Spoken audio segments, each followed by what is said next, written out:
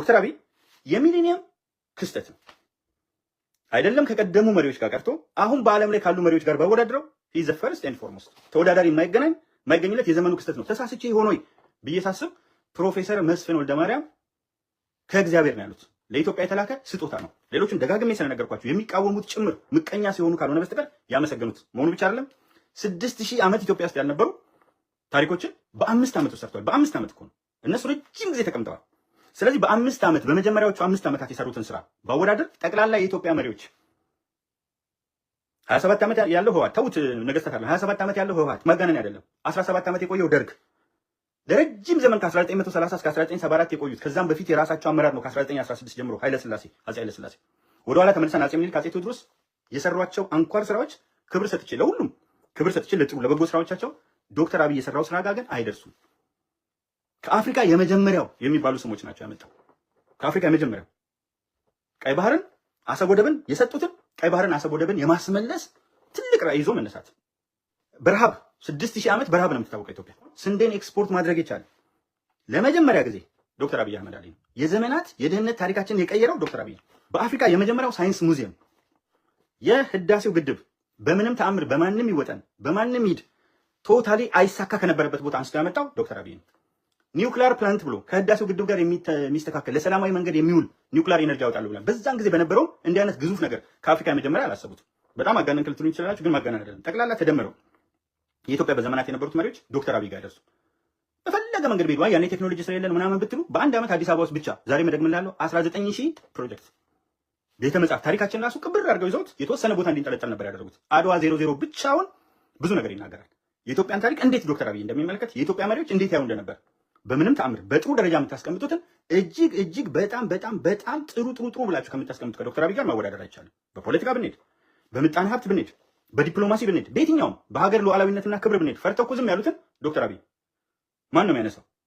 ዶክተር አብይ ነው የሚያነሳቸው። ግዙፍ የሆኑ ነገሮች የነዳጅ ጉዳይ ሲነሳ በሀሳብ ደረጃ አወጣለሁ ተውት፣ ሌላው ዶክተር አብይ ነው።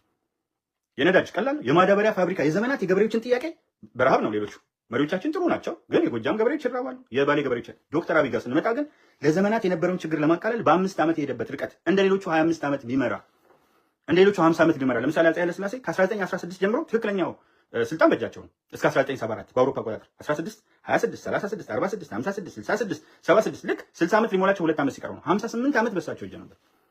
ዶክተር አብይ 58 ዓመት ቢመራ ምንድነው ልትሆን የምትችለው ኢትዮጵያ? መካከለኛ ገቢ ካላቸው አይደለም የመጀመሪያ ዴቨሎፕድ ከሚባሉ ካንትሪዎች ውስጥ አለ ጥርጥር ትገባለች። ተውት እዛ ጋር አይደለም 20 ዓመት ቢመራ ከዛ በኋላ ያለውን ጊዜ እየተዝናና በደንብ እየመራ ሀገራችን ወደፊት ለፊት እያዘ ረጅም ርቀት መጓዝ የሚችል ሰው ነው። ተከብሮ በቃ ዝም ብሎ ራሱ የፈጠራቸው ፕሮጀክቶች በራሳቸው እየሄዱ ቁጭ ብሎ እሱ የዲፕሎማሲውን የተለያየውን ነገር እንደ አንድ ጠቅላይ ሚኒስትር ምርጥ ስራውን እየሰራ ምናልባትም ፕሬዚደንሻል ሲስተም ከተፈጠረ ፕሬዚደንሻል ሲስተም አድርጎ ሀገራችንን ወደ ከፍተኛ ደረጃ እንድትወረወር ማድረግ የሚችል አቅም ያለው ማንም ሰው በዶክተር አብይ ደረጃ የሁሉም ክልል የተቀበለው መሪ የለም። አፄ ቴዎድሮስ ሲዋጓቸው ነበር፣ ሸዋ ይዋጋቸው ነበር፣ ወሎ ይዋጋቸው ነበር፣ ጎንደር ራሱ ይዋጋቸው ነበር። እንዲህ ሆኖ የመራ ሰው የለም። ተመልከቱ፣ ወደ ኋላ ሄዳችሁ ዘመነ መሳፍንትንም ይሁ የአፄ ዮሐንስንም ጊዜ ይሁ የአፄ ምኒልክንም ጊዜ ተመልከቱ። የነበረው ከፍተኛ አንዱ ሌላውን አይቀበልም ነበር። መሪዎች እኮ ናቸው የማይቀበሉት። አሁን ግን ያሉ ፕሬዚደንቶች የሚባሉ አሉ። የዶክተር አብይ ወንድሞች ናቸው። እህት ናት አንድ ሴት አለች ፕሬዚዳንት። ሚኒስትሮች ጋር ብትመጡ የዶክተር አብይ ቤተሰቦች ናቸው። መከላከያው ጋር ብትሄዱ የዶክተር አብይ ቤተሰብ ነው።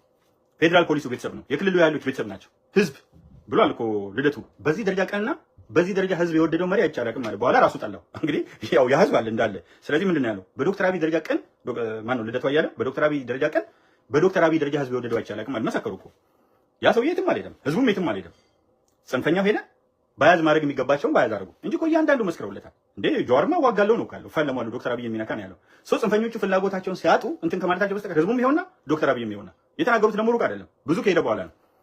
ወደ ስልጣን እንደመጣ አይደለም፣ ብዙ ከሄደ በኋላ አይተው አሰላስለው ነው።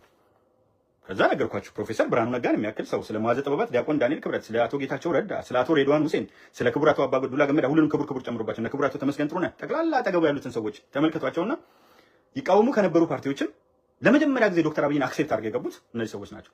በምንድን ነው ይሄን ሰው የምታወዳዱት ከሰው ጋር? የሚገርም ሰው ነው። በቃ ክስተት ነው። በምንም ኤክስፕሌን ልታደርገው አትችልም። ዶክተር አብይ ክስተት ነው።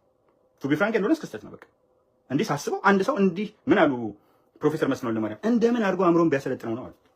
እንግዲህ እኚህ ሰውዬ ዩኒቨርሲቲ ውስጥ የታወቁ ጉምቱ ፖለቲከኛ ናቸው በፖለቲካ እንደገና ደግሞ ዩኒቨርሲቲ ስንሄድ በጣም የታወቁ የቀለም ቀንድ ከሚባሉ ምሁራን መካከል አንዱ ናቸው። በሁሉም እሳቸው ደግሞ የገቡ በዛ ላይ ደግሞ የፕሮፌሰር መስፍን ትልቁ የሚታወቁበት አይደንቁም በመተቸት ነው የሚታወቁት። በመተቸት የሚታወቁትን በፖለቲካውም የበሰሉትን እስርም ቤት ድረስ ገብተው የነበሩትን ፓርቲ ውስጥ ትልቅ ሚና የተጫወቱትን በመጨረሻ በሚገባ በሚያስቡበት እድሜ ላይ አሰላስለው ይሄ ሰውዬ እንደምን አድርጎ አእምሮ እንዳሰለጠነውና ለኢትዮጵያ የተላከ ክስተት ነው ብለዋል። ሰው ነው የምላደርግ አሁን እኮ የምቀኝነት ፖለቲካ ካልሆነ በስተቀር ሁሉም ያውቃል።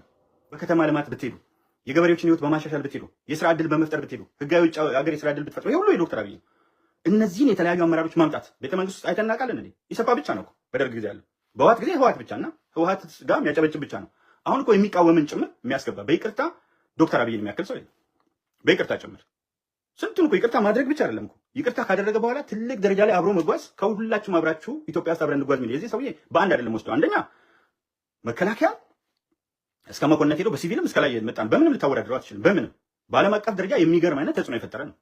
የዓለም ኦርደር አንድ ብቻ አይደለም። ዛሬ ግሎባል ፓወርስ የተለያዩ ናቸው። አንደርስታንድ አደርጋለሁ። ኃይለ ሥላሴ አሁን ጥሩ ዲፕሎማሲ ላይ ከአሜሪካ ጋር ጥሩ ግንኙነት ነበራቸው። ዛት ሹድ ቢ አፕሪሺየትድ። ነገር ግን የዶክተር አብይ ግንኙነት ደግሞ ፈርጀ ብዙ ነው። ስለዚህ በየትኛው መንገድ እኮ ብታወዳድሯቸው ያው እነሱ የኖሩበትን ዓመታት ብዛት አስቡት። የቀረቧቸው ሰዎቹ ፈልገዋቸው፣ ዶክተር አብይ ግን ሄዶም ጭምር እንዲፈለግ አድርጎ ያለውን ነገር አሳይቶ ነው። ሁለት ነገር ነው የሚያደርገው። ፈልጎ ይሄዳል፣ ተፈልጎ ይጠራል። ሁለቱን ነገር ነው ያደረገው። ስለዚህ አሁን ምቀኛ ደግሞ በዚህ ደረጃ ዶክተር አብይ ላይ ያለውን ምቀኛ ያህል እነዚህ ሰዎች ምቀኛ በዛ ደረጃ አልነበረባቸው።